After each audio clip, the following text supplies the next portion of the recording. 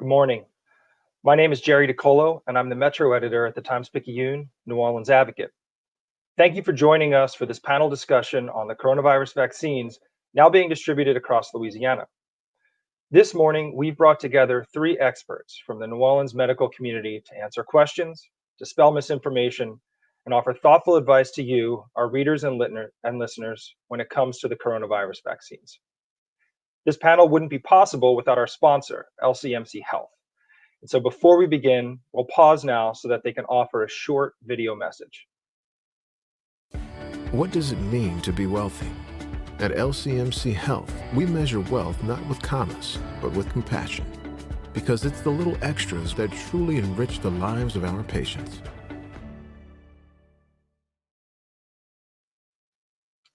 I'll now introduce Emily Woodruff, health reporter for the Times-Picayune New Orleans Advocate, who will be leading our panel discussion today. Emily? Hey, Jerry. Hello, everyone, and welcome. Today, we're going to talk about how COVID has affected patients in Louisiana, common myths that our panelists are hearing directly from patients, and mistrust of establishments that have made some people understandably hesitant of vaccines and have a lot of questions about them, particularly the Black and African American population. Coronavirus has hit communities of color the hardest. In the early days of the pandemic, this is something that we were reporting on. For example, sometimes 3 out of 4 hospitalized patients at some hospitals were Black. And these numbers, they're hard to see, but they're not surprising. Disparities are well known in medicine. So, and we're seeing that with the vaccine rollout now. So to talk about it today, we have 3 excellent experts. We have Dr. Keith Ferdinand, cardiologist and professor of clinical medicine at the Tulane University Heart and Vascular Institute. Dr. Ferdinand has a lot of experience focusing on communities of racial and ethnic minorities. So welcome, Dr. Ferdinand. And then we have Dr. Princess.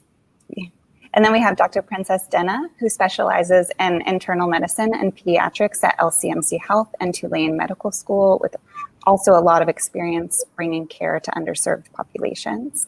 Welcome, Dr. Denna. Thank you for having me. And then we have Dr. Christopher Gillard, who holds a doctorate of pharmacy from Xavier University. He's also a professor at Xavier. He sees patients at University Medical Center. And he's right now doing some really interesting research on how pharmacists can help overcome concerns among vaccine hesitant populations in Louisiana. So welcome, Dr. Gillard. Thank you. Good morning. Good morning to you all, and we're going to get into these topics, and we've also asked our audience ahead of time for questions, and we've received a lot of them. People are very curious about this, so we're going to save some time at the end to address those.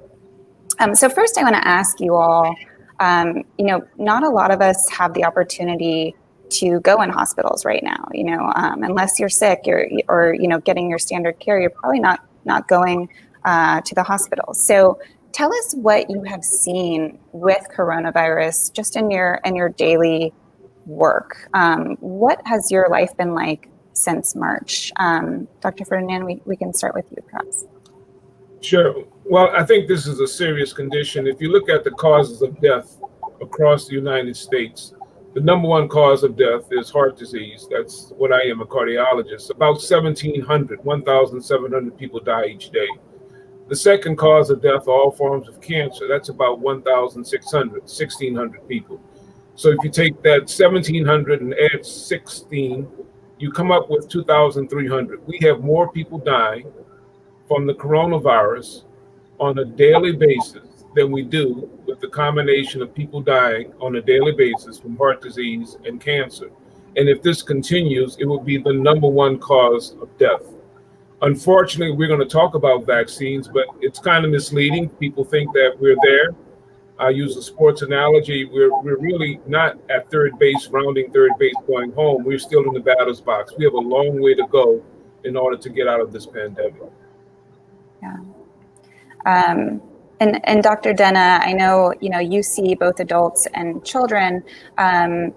What are you seeing in your day-to-day? Are people coming in with coronavirus? What has your experience been? I mean, so I'm seeing in the outpatient setting that a lot of patients are scared, in some sense, to even come into the clinic for not wanting to be exposed. And so as a result of that, we're seeing an exacerbation of some of their chronic medical conditions. And then in the inpatient setting, I see a lot of despair in terms of families not being able to be with their loved ones as they undergo treatment for COVID. So there's a lot of hurt, I believe, in the African American community because the disproportionate number of us who've been affected by COVID. And I appreciate these forums to be able to at least discuss this and to have an open dialogue about it. Yeah. And Dr. Gillard, I know you round at University Medical Center, and you advise on what kind of medications some coronavirus patients are seeing. I mean, what is it really like in the hospital? What's happening with coronavirus patients? Yes, my typical role is round as a part of an interdisciplinary medicine team in internal medicine at the hospital. At University Medical Center. And as far as COVID positive patients, I've seen both sides of the spectrum. Mild cases where people have very mild symptoms, they can quarantine and recover at home. And on the other side of the spectrum, moderate to severe cases where people come into the hospital with severe symptoms of respiratory distress or failure, requiring oxygen and mechanical ventilation. And we oversee the drug therapy of those patients on my particular service. And also as part of my research, the community has directly been affected. We have entire families that have been affected by COVID in some way. Many first-degree relatives in one family have been severely ill from COVID. Also, on the economic side, community members have experienced loss of income, employment, and also we've had patients that have lost or had issues getting access to healthcare for their chronic conditions as well too.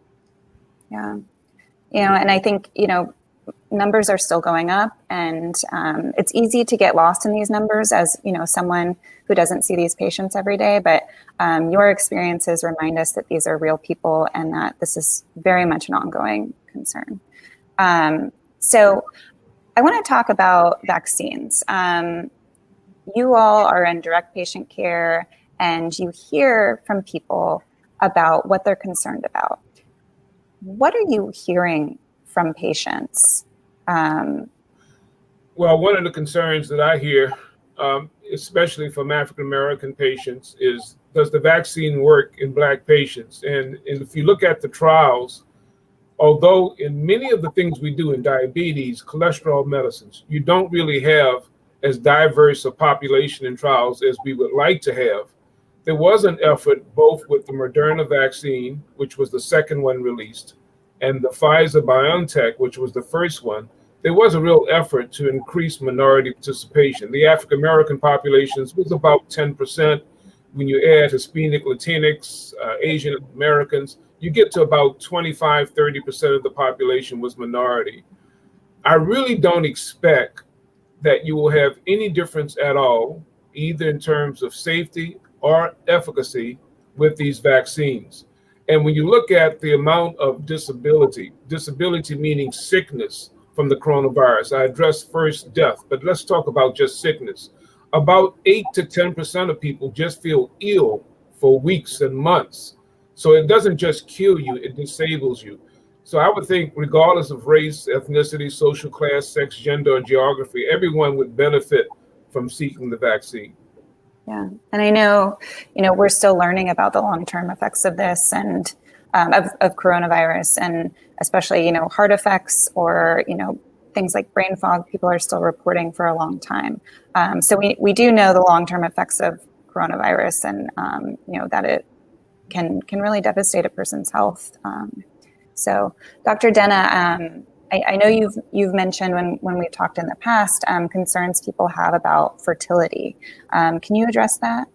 I think one of the major concerns that my patients, particularly the childbearing age, ask is, will this affect my fertility? Would this affect would the vaccine actually go to the fetus? And when you look at the science between messenger RNA, we know that that is not the case. The other concern that I believe patients talk about is what is the long-term complications of the vaccine? You know, it's reasonable to have some fear whenever anything is new. So that is reasonable for that to happen. If we look at the fact that the vaccine has only been out for about 8 to 9 months, right? So we don't know yet the long-term side effects. But if this vaccine functions like any other vaccines, then we don't expect that there will be any long-term side effects. And so, you know, as a pediatrician, one of the things that we do is we give vaccines all the time. And we talk about things to look out for. Some of the common things that to look out for with this vaccination is just really local soreness after getting the vaccine, very mild systemic side effects like low-grade temperature or generalized malaise or body aches and some joint pain. Those have been the common side effects that we've seen. And so, you know, to my childbearing age patients, I tell them that, yes, this is relatively, and I use the word relatively importantly, but this is relatively a new technology for the vaccine, with meaning messenger RNA, but it has been studied very well. And it's been studied on a significant population. If you combine Pfizer and Moderna, over 70,000 people, right? And we haven't seen significant side effects or long-term complications, but that study needs to continue to happen as this vaccine continues to roll out. Yeah. And you bring up a great point that it's great to have questions, and you should have questions, and don't be afraid to ask them. Dr. Gillard, what are you hearing from your community and your patients about their big concerns? There have been several things. Some people in the community that we've spoken with in our research indicates there's a little concern about how fast the vaccine actually was developed. So like Dr. Bernard said, messenger RNA vaccines have been around for quite some time. And actually, they're more easily or readily available to be developed. And that's one of the reasons we've developed a COVID-19 vaccine so quick.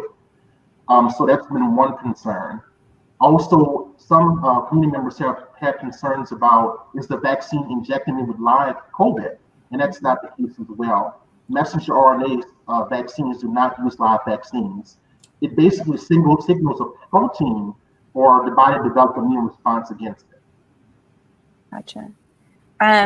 Anything else that you've all heard that, you know, maybe we can put to rest for some of our audience members watching? Well, you know, anytime you have a vaccine that you're using in older persons, 80, 90 years of age, people will die. And sometimes their death may come within a few days or a few weeks or a month or so after the vaccine. And we know on the internet, there'll be these popular cases where they'll say such and such had the vaccine and 2 weeks later, he or she died. And the implication is that the vaccine was the cause of death. Well, let's be realistic. When you look at age itself, it's a risk just being older. When you're in the 80s and the 90s, you have a lot of underlying conditions. And many times these patients will have sudden death. When the person dies suddenly, it's usually from the heart or from a stroke. And that can happen totally unrelated to the vaccine. So we have to be really careful using what we call anecdotes, these little bitty stories where we hear about a person who got the vaccine and then a week later, 2 weeks later, 3 weeks later died. There was even one that was circulating on the internet about in Norway, there were 32 deaths that were seen related to the vaccine. But the follow-up story, which is not as juicy or not as salacious, was that when they looked into those cases, there was no link to the vaccine with those deaths. So we just got to really, really be careful. I agree with Dr. Denard. You never know in medicine. We don't give guarantees. We're simple human beings with simple tools. But if you go way back to the development of the mRNA vaccines, and Dr. Gilliard made this particular point, this has been done for years.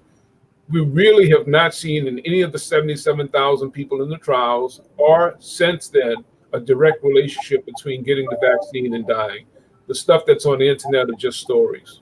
Yeah, something you said when we spoke earlier, you said if you gave older people milk and cookies, if you gave them all and followed them, they're just a vulnerable population, Yeah. a frail population, and a certain percentage of them will, have a heart attack or die in some way. Well, we do know that 85% of the people who die from the coronavirus, the COVID-19 is the infection from the coronavirus. 85% of the people are over 65 years of age. So clearly for my patients, it dominates the conversation. I'm trying to talk to them about their heart and their blood pressure medicines and their diabetes, and many of them are asking questions about vaccines. I have gotten to the point, if you look at the publicly available data, that it doesn't make sense for us to risk, if you're an older person, getting coronavirus when we have a vaccine available. Yeah. And I've also heard some people say, and sometimes I feel like they're joking and sometimes they're not, that it's a tracking tool or there's a chip in the vaccine. Is that something you're all hearing? I've heard it. I don't think I've heard it a lot, but I've heard that that's out there. There's definitely what I call justifiable mistrust between the medical community and the Black community. Just looking at the history of scientific racism in medicine, and we tend to think about the Tuskegee experiment, but this stems even before that.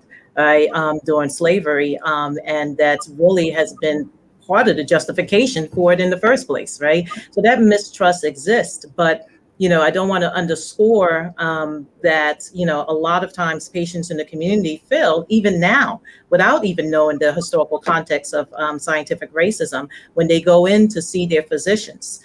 Even now, that there's still issues with access to care. There's still disparate treatment from their medical conditions. And so as a result of that, those kinds of thoughts are their chips in the vaccine that they're going to use to track us with. So those kind of notions do come up, but it's obviously not true, right? So we do need to dispel that myth. The other, I just want to piggyback on the question that you asked earlier.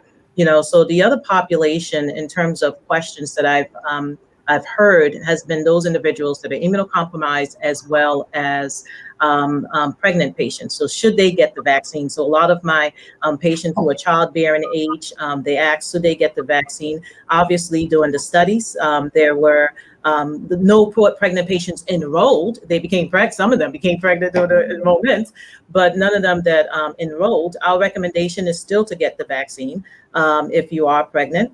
Obviously discuss with your OBGYN, so that's obvious. For my immunocompromised patients, I think there's two folds. They asked me this question as well, should they get the vaccine? And so there's two parts to that question, right? So one part is there going to be any side effects, but considering the fact that I'm immunocompromised, right? And so what we see is that with an inflammatory response, and you being immunocompromised, so the inflammatory response might not be as prevalent if you're immunocompromised. So that's one thing to kind of consider. We do see the local reactions, et cetera. But then the other portion is how efficacious will the vaccine be if you're immunocompromised. So that's the other portion to that. So I tell my patients who are immunocompromised, yes, I still want you to get the vaccine, but I also still want you to continue to practice the precautions by wearing your mask, by washing your hands, because, we also have to, we don't know, because there were no immunocompromised patients that were studied. We're looking at that now. Scientists are looking at that now. So we don't know if the vaccine is going to be as efficacious as it could be, dependent upon the severity of your of being immunocompromised. Yeah, that's a great point. That we're still learning a little bit about it, but we do know it's safe, and we do know the effects of coronavirus, and that there's a risk versus benefit analysis here, and medical professionals recommend the vaccine. And so I want to get into what you mentioned about mistrust, because a lot of these myths and this hesitancy is rooted in a history of mistrust. And Dr. Ferdinand, I know you've mentioned among your older patients, you had told me that you had a practice in the 9th ward long before Katrina, and you've seen this kind of unfold and you've watched history. What are older patients asking you, and what is that history like? Well, presently, I think the patients are looking for what we call trusted messengers. It's a term of art, meaning someone who has practiced in the Black community for years, either as a doctor, a nurse, or a pharmacist, someone like Dr. Gilliard or Dr. Denard, whom they can trust. It may not even be a medical person. It could be a minister or a priest, or it could be a social activist, someone that has shown bona fide that they're interested in the welfare of the community. And the reason that is so necessary, Dr. Denard said it and she didn't stutter, is because of a history of racism in Orthodox medicine. If you go back to the 1800s, it was the doctors who would go to the slave quarters and practice their surgical arts on the slave women. If you go forward even into the 1900s, there were white hospitals, black hospitals, white wards, black wards. And if you go back to even to present day, many times when I examine patients, they'll say, you're the first person who's touched me or who's looked at my feet. So this is not an indictment. This is historical fact. And we need to have what's called cultural humility, meaning that we need to respect the fears and the concerns of the patients and let them make an individual choice. What I suggest to them is the following.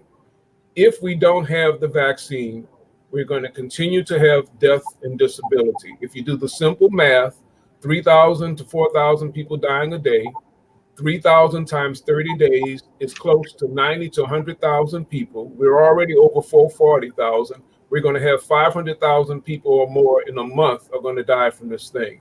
So once you give the patients the data that the vaccine appears to be safe and efficacious, it works, you give them the data that the coronavirus has continued to kill, and then we also talked about disability, and you are a trusted messenger. Now, if you're a person that they don't trust, that those data really don't mean much, but you are a trusted messenger, I think that can overcome some of these barriers. But the barriers are real, and they're rooted in true structural racism, the way Orthodox medicine has treated Black patients for centuries. Yeah, and it's not a paranoia.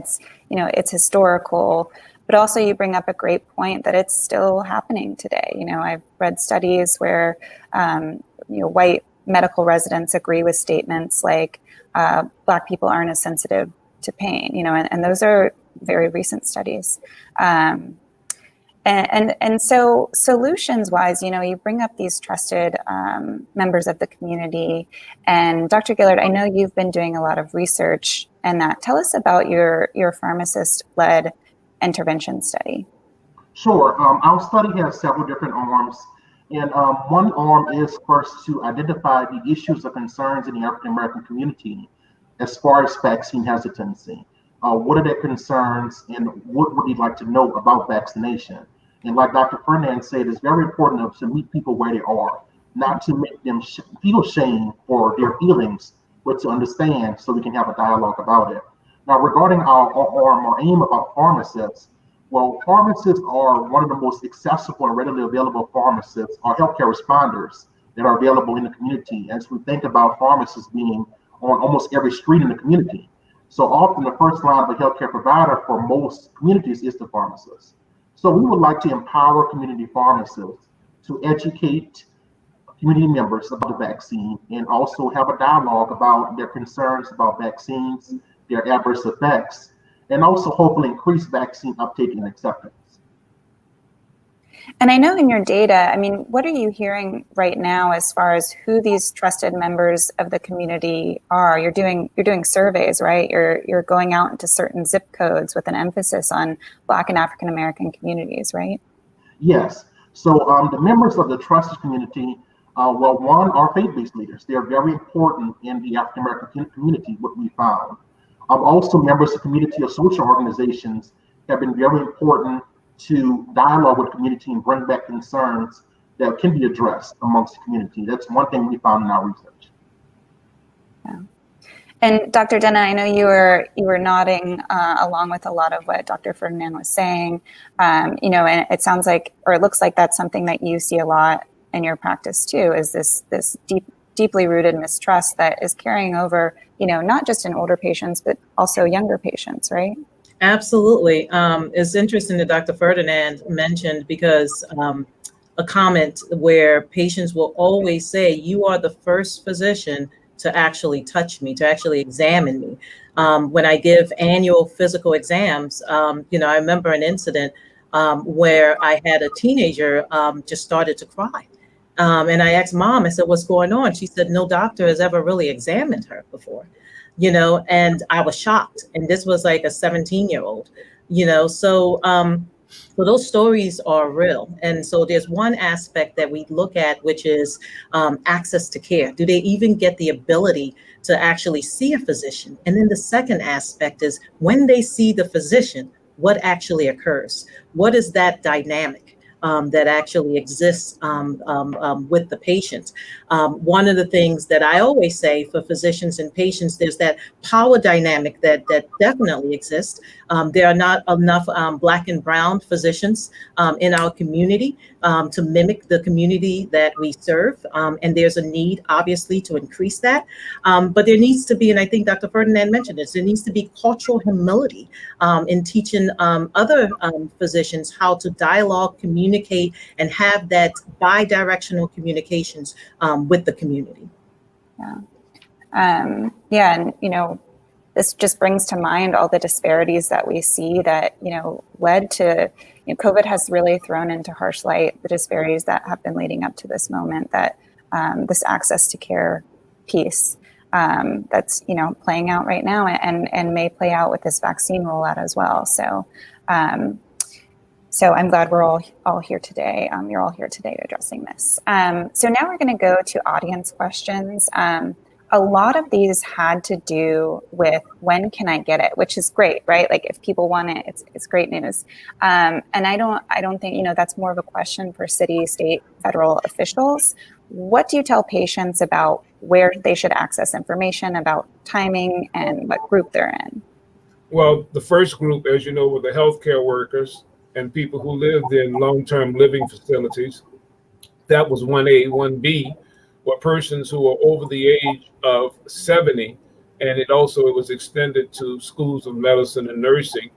If you go to the Louisiana Department of Health, there's a list of all the various places, and LCMC, Tulane, all the major medical centers will have a site that you can go to and try to register there. Plus, as Dr. Gilliard has mentioned, the pharmacist is perhaps the most common health provider in the community. There are several community pharmacies that are now given the vaccine. What I tell the patients is that you have to work at it. Unfortunately, there's no easy answer. The telephone is often overloaded. The website is difficult to access. Many older persons have a phone that has wireless, but really never use it other than calling the grandkids. They don't use it to go on the internet. So we need to figure out how to get vaccine to the high-risk older populations. Unfortunately, the general population is probably not going to have access to the vaccine. If you're not over 65 or over 70, you're not a healthcare worker, you don't have comorbid conditions, you're just a person in their 30s, 40s, or 50s, and you want to be vaccinated. I'm not sure that's going to be available, I would say, for 2 to 3 months. I do work with the Louisiana Vaccine Commission, and the reason we did not drop down to the 65 age that the CDC recommended last week is because Louisiana didn't have enough vaccines such that if we opened that window from 70, dropped it down to 65, that we'd be able to vaccinate all those persons. So that's one of the barriers, is that we need to get to the states and get to the cities and the counties in Louisiana, the parishes, enough vaccines if you're going to open that window. And that's why Dr. Denard said it, Dr. Gilliard said it, that we still got to do the right stuff. The vaccine is not omnipresent. It's not everywhere. And it's not going to get us out of this pandemic by itself. We still need to do the right things. Yeah. That's the question I get all the time is, I'm 65, I have diabetes, when can I get it? I can, other states are opening it up. And here there's still demand, in healthcare and 70 plus year olds. So we simply don't have enough vaccine right now for everyone. But hopefully that will change in the coming weeks and months. So moving on to the questions, the first one is how long, if any time at all, would the vaccine aid in antibody protection through breast milk? Dr. Denna, do you have information on that? So I do, in the sense that, obviously that's currently being studied right now in terms of it with antibodies. We know typically it would be IgA if it is going to be antibodies that will assist, but I don't think we have enough evidence, enough scientific evidence that really supports that. So my recommendation to my breastfeeding moms is that, yes, still get the vaccine, but I still want you to wear the mask when you're breastfeeding your baby. And, I still want you to wash your hands, and I still want you to use the exact same precaution because of the fact that we're still studying all of that. Yeah. And I think that's, an important thing to say is a lot of questions right now, we still don't have the answers to, and it's being studied. So, okay, next question. After I have taken the second dose and then waited the requisite 2 weeks, can I still be a carrier of the virus? Again, we're studying it. And sometimes that answer is something that's not sufficient for the general public when doctors and scientists say we're studying it or we're looking into it. But that's the honest way we look at things. We try to find information. Right now, the recommendation is that it's enough to protect you from hospitalization. It's enough to protect you from death. We're not sure that just getting the vaccine is enough to stop you from shedding the virus and infecting someone else. So after the second dose, it takes anywhere from 10 to 14 days before your immune system has built hospitalized or dying from the coronavirus. That's COVID-19. But you still are probably shedding virus if you get infected. The vaccine didn't give you the infection, but if you get infected, so you still should wear your mask, wash your hands, and social distance. Right. So what we know is that the vaccine appears to prevent symptoms, but we don't really know a lot else. And we also know that some people who got the vaccine did still get sick, right? Yeah, well, that could happen many different ways. There are 2 shots with the Moderna and the Pfizer. The first shot gives you about a 50% immunity. The second shot gives you anywhere from 94 to 95% immunity. There's a gap. With Pfizer, it's 3 weeks gap between the first and the second shot. With Moderna, it's 4 weeks. Inside that gap, you still can get affected. Or even after the second shot, if you say free at last, thank God Almighty, I'm free at last, you take off your mask, you don't wash your hands, you go to a bar and you just stand around and laugh and joke, you can still get infected within that 10 to 14 days after the second shot. So what we recommend is that even if you had both shots, still wear your mask, social distance, wash your hands, do the right thing. Yeah, and it's going to be, go ahead. No, I'm sorry. I also wanted to say it's important that patients don't confuse the side effects from the vaccine from actually getting infected too. So keeping in mind that after the vaccination, you can get some mild inflammatory response.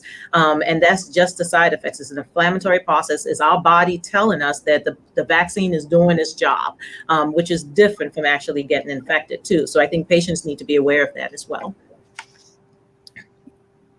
Are the currently approved vaccines safe/approved for use with individuals who have severe allergic reactions to various foods and or medications that require the use of an EpiPen? Dr. Gillard, I know you work a lot with vaccines. What do you say to patients who ask that? Sure. The CDC actually recommends that people with a history of severe allergic reactions not related to vaccines and injectable medications still get vaccinated. It is highly recommended that patients should consult with their primary care physician before getting vaccinated, but people with history of severe allergies should still get the vaccine. And I also want to add, from the evidence of the studies, the risk of anaphylaxis or hypersensitivity from the vaccines is extremely low. We're talking about maybe 5 cases out of millions of doses of the vaccine given since December. Yeah, I checked the CDC website this morning, and it looks like about 19 million people have received at least 1 dose. And we just hear about a few reactions here and there. Most seem not serious. A few people get treated in the hospital. Okay, we have another question about sterilization, which we've we've answered. The vaccine does not sterilize people. And this person says, I've seen a couple of people, frontline workers, whose fingertips have turned dark red after getting the vaccine. I've seen responses to that by other healthcare workers that it is also a symptom of COVID-19. What is the correlation? So is that something that you've all heard? I've heard of it. It's not common at all, and I have not personally seen it in any of my patients. It was first something that the dermatologist picked up. It could be inflammation of the small vessels and the distal parts, the fingertips and the toes. I don't think the vaccine actually can do that. Remember, in medicine, there's something that's called causation, and then there's something that's called a relationship, or something that is related. So you can have something, you could have, for instance, there's a condition called Raynaud's, where your finger and your toes will turn different colors when it gets really cold. You can get vaccinated and then have an episode of Raynaud's. Doesn't mean that the vaccine caused it. So I would be cautious with that causation versus a relationship between two things happening at the same time. In general, the vaccine, as Dr. Gilliard has said, has really not been shown to have any severe reactions. In fact, Dr. Gilliard, I think the number is, in terms of severe anaphylaxis, 11 out of 1 million. So, it's a lottery. And many of those patients really know that they have that type of history. They bring their EpiPens when they come for the vaccine, and they wait a good half hour versus the 15 minutes that's usually recommended. They kind of hang around a little bit, or tell the person who's doing your vaccine, look, I've had really, really bad reactions in the past. I brought my EpiPen. They'll tell you, okay, we're going to give you the vaccine, but we want you to stay for 30 minutes. Also, I'd like to add as well that as far as the adverse effects associated with the vaccine, the CDC has developed an app called Be Safe, which is a way to report side effects with the COVID vaccine. And also there can be health check-ins available through the CDC. So that website has developed an app to track side effects with the vaccine. Right. That's a great point that, we're tracking all of this and, getting a lot more information. Okay.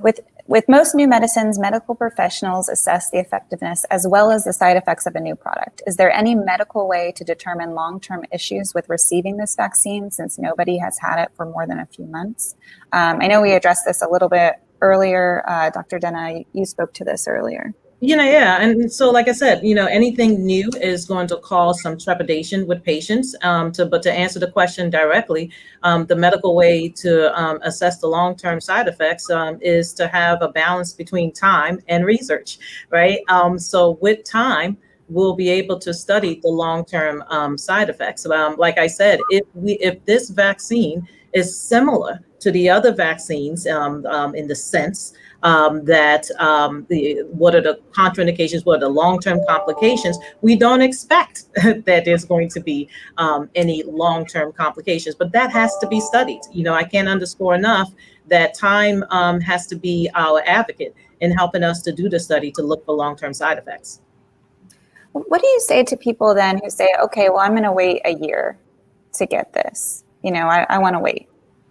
You're exposing yourself to a serious condition called COVID-19 that kills anywhere from 3,000 to 4,000 persons, that kills 1 out of 895 African Americans, that affects entire families, that causes people to be disabled. It's quite a gamble. And I would suggest, based on the data that we have now, the vaccines work and they're safe.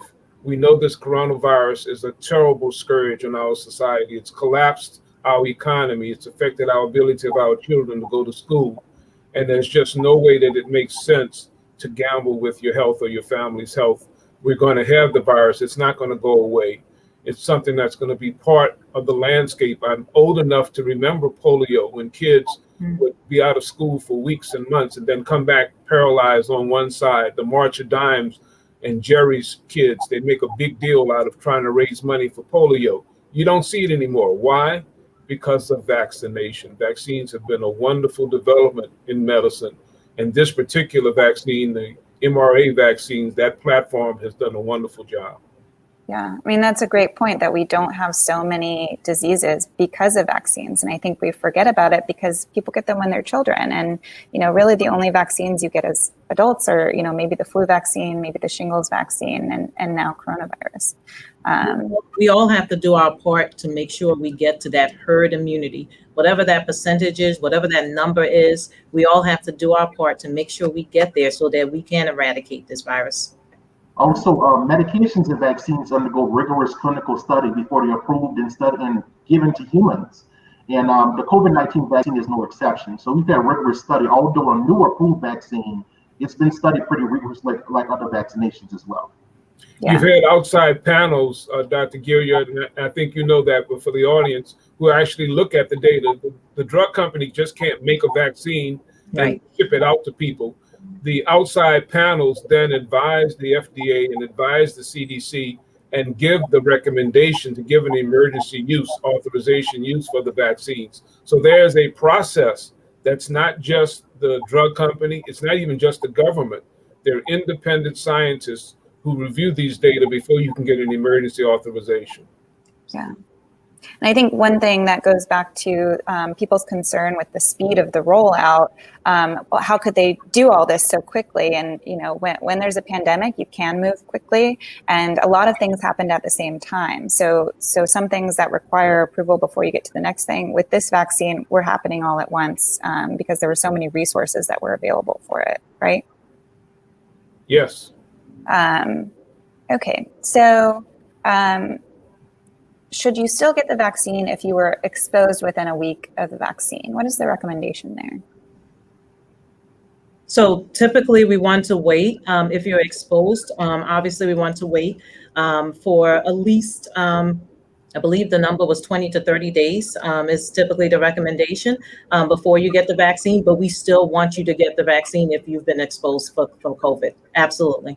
Okay, and we have another question sort of related to this. This person says, I received my first dose 3 weeks ago, and I'm scheduled to get the second dose this week. I tested positive for the virus yesterday. When can I get the second dose? Well, similar to what Dr. Denard just said, if you're ill, you should not get the second dose, but it's recommended that you proceed with your immunization if you're not having symptoms and you're stable. The natural immunity that you get from exposure to the coronavirus, we don't know how long that lasts. It may be 3 months, 6 months, but the vaccines appear to be more effective in protecting against severe illness and death from the coronavirus. So therefore, even if a person already has been infected and tested positive, if they're not sick and they're stable, of course, you don't want to vaccinate someone who's sick, but if they're not sick and they're not stable, it's still recommended to get the coronavirus vaccine. Gotcha. And as a pediatrician, when we look at vaccinations in terms of giving recommendations when patients are sick in general, so there's relative contraindication and absolute contraindication. So someone who is ill, the relative contraindication, what we state is that obviously when you get better, you come in and get the vaccine. Absolute contraindication depends upon the severity of the disease. So like Dr. Ferdinand said, once you get better, come in and get that vaccination because we don't know the length of natural immunity from the COVID. Gotcha. And kind of along those lines as well, this person asks, if you had positive results for the virus but didn't feel sick, so an asymptomatic person, are you protected by your own immune system? Should you get the vaccine? And Dr. Ferdinand just mentioned it. He literally just stated that where we don't know. So we know that as far as we know, about 3 months out, you might have some natural immunity to the virus, and the vaccine is more efficacious in terms of the longevity of immunity to the virus from what we have studied thus far. So, even if you've been infected with coronavirus, we still recommend that you get the vaccination. Okay. And a lot of people also had questions about, they have specific illnesses. I'm seeing people with autoimmune disease, people with hepatitis C, people with Guillain-Barré syndrome, and they're all asking, should I get it? So, in those situations, is that something where they need to talk to their physician? Absolutely. I would recommend talking to your physician, but I also want to state that there is no contraindication to the Guillain-Barré syndrome and receiving the vaccination.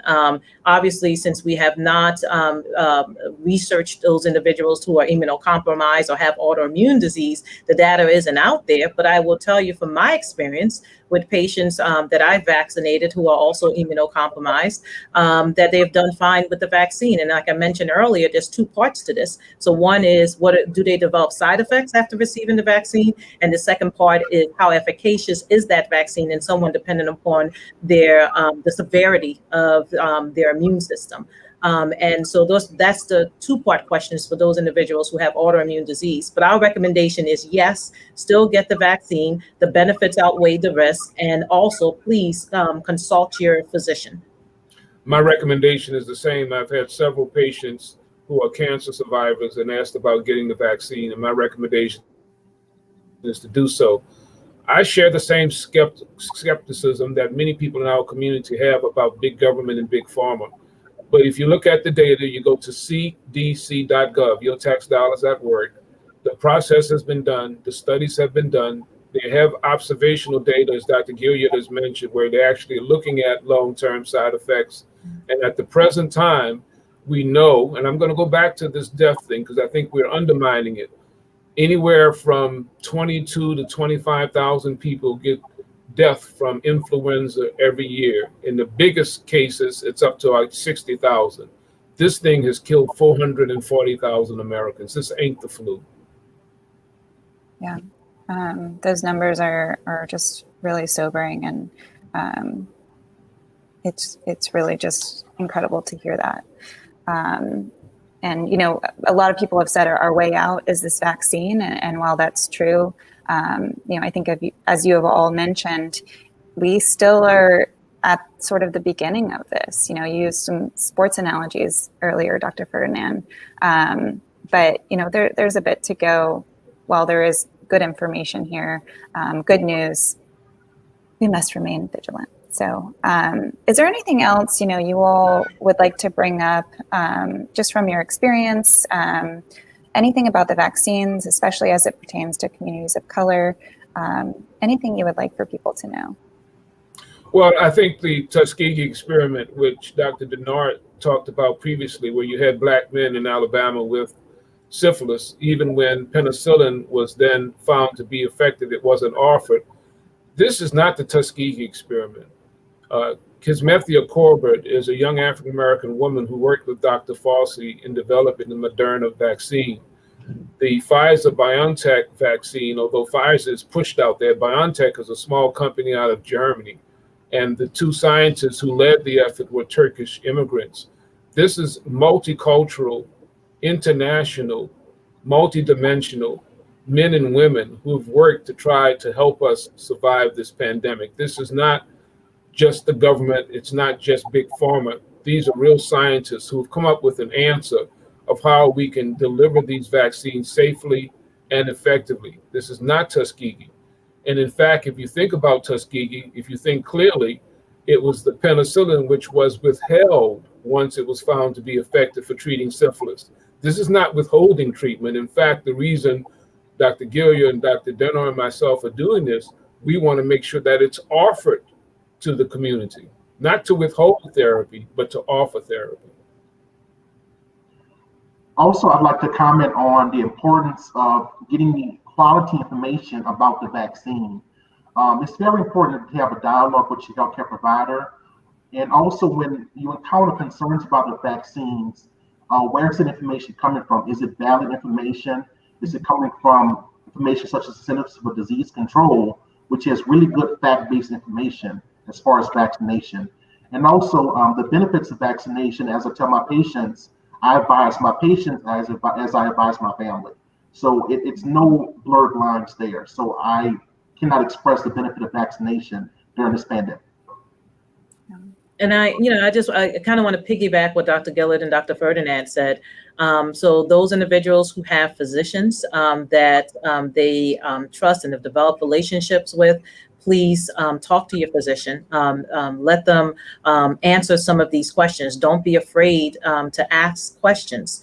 So I want to empower you to do that. So that's one thing. Those individuals who don't have physicians, use your community as resources. I understand not everybody will have the internet to be able to look up some of these facts, but there are trusted community members, pharmacists that are in the community, faith-based leaders that are in the community, health organizations that are in the community that are offering information like this to you all, to be able to empower you to make these decisions. Remember that this vaccine is being given to everyone, right? So this vaccine isn't just being isolated and given just to the Black community. It is being given to everyone.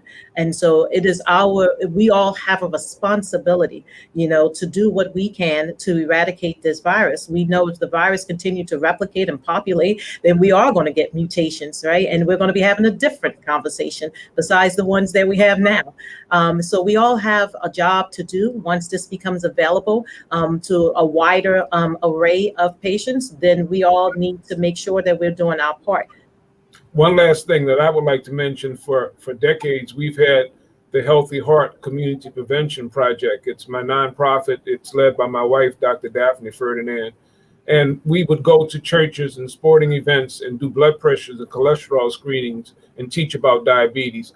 I have now added to my lectures and my presentations many times on Zoom, since we can't have congregations come together. Get the vaccine, learn about coronavirus. So now Healthy Heart is not just get your blood pressure checked, get your cholesterol checked, get your blood sugar checked, but learn about the vaccine and get the vaccine. If you are in that population where it's available, get the vaccine. That then becomes part of the message. Why? Because it's all about having a more healthy, functional, stable community. And whether you're dying from a heart attack or stroke or dying from coronavirus, it's still death and disability.